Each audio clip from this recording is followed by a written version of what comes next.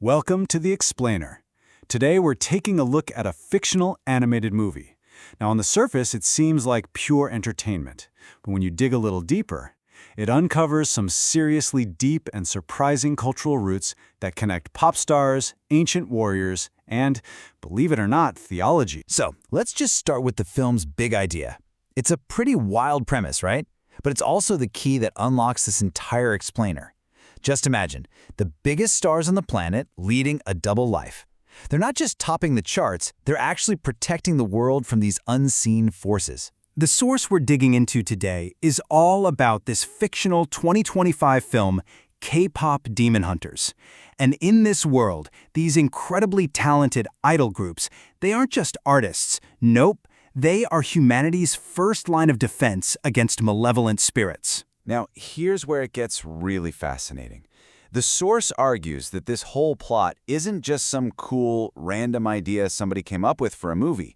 It says this concept has really deep ties to Korea's long and, honestly, pretty complex spiritual history. So, let's dive in. Okay, so the first layer of this story, and maybe the most direct connection, links these fictional idols to Korea's indigenous faith, which is shamanism. At the very heart of this is something called Mugyo. It's a shamanic tradition that's all about one thing, mediation.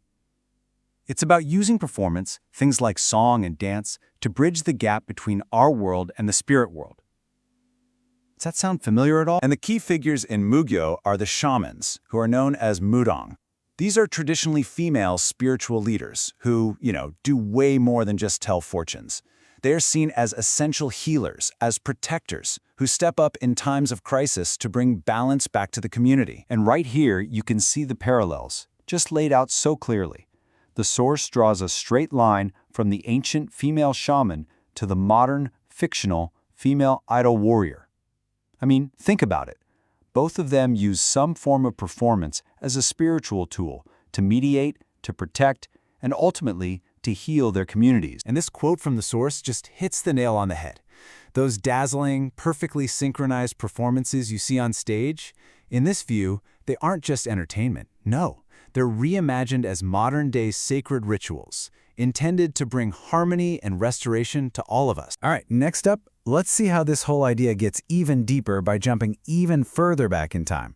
The source actually connects our K-pop demon hunters to another incredible archetype, the warriors of the ancient Silla dynasty. We're talking about the Hwarang. This was an elite group of young, aristocratic warriors, and they were a huge deal. They were absolutely instrumental in unifying the Korean peninsula way back in the 7th century. But here's the thing.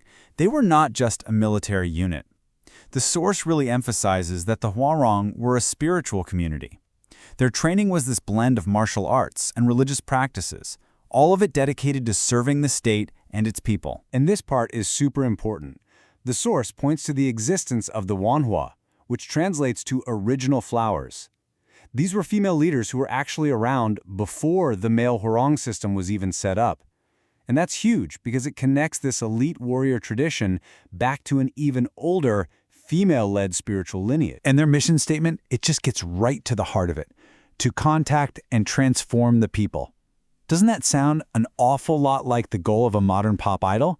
It's all about connecting with the public on this really deep level, inspiring them, lifting them up. The parallels just, wow. All right, get ready for a twist, because this is where the source connects all these different threads, the shaman, the warrior, the idol, in a way I bet you didn't see coming. It's through the lens of a very specific kind of Christian theology. So, check this out. The source proposes this absolutely incredible lineage of spiritual figures. It suggests that the shaman, the Hwarang, a particular interpretation of Jesus, and our fictional K-pop demon hunter, they all share the same basic role, being a spiritual protector and a healer for their people. So where does an idea like that even come from? Well, it comes from a specific field called Korean enculturation theology. And its whole goal is to understand and talk about Christian concepts within a local, in this case Korean, cultural framework, to make them more resonant and familiar to people there. So here's the bottom line. Through this theological lens, the work of Jesus, casting out demons, healing the sick, restoring the community, is seen as basically mirroring the traditional jobs of the Korean shaman. In this view, Jesus is understood as a kind of ultimate spiritual healer and liberator. So, we've talked shamans, warriors, and theology. What does it all add up to? Well, the source argues that it's pointing to this really fascinating cultural thing that's happening right under our noses through the media we watch every single day. You know, there's this famous idea from the sociologist Max Weber. He argued that modernity leads to disenchantment, a world where science and reason just push out all the magic and mystery. But the source we're looking at says, what if the opposite is happening? What if pop culture is actually re-enchanting our world by bringing back these ancient spiritual ideas for a whole new generation? And this is really why it matters. Stories like K-pop Demon Hunters, they're not just some escapist fantasy. They're a powerful mirror, right? They reflect this deep collective desire that we have in our modern world for connection, for healing, and for a sense of meaning that goes beyond just the day-to-day. And that's what we'll leave you with. If a story about K-pop idols can hide these incredible echoes of ancient shamans, warriors, and theology, it makes you wonder, doesn't it? What other hidden layers of meaning are just waiting to be discovered in the songs, movies, and shows that we all love? Maybe they're all around us.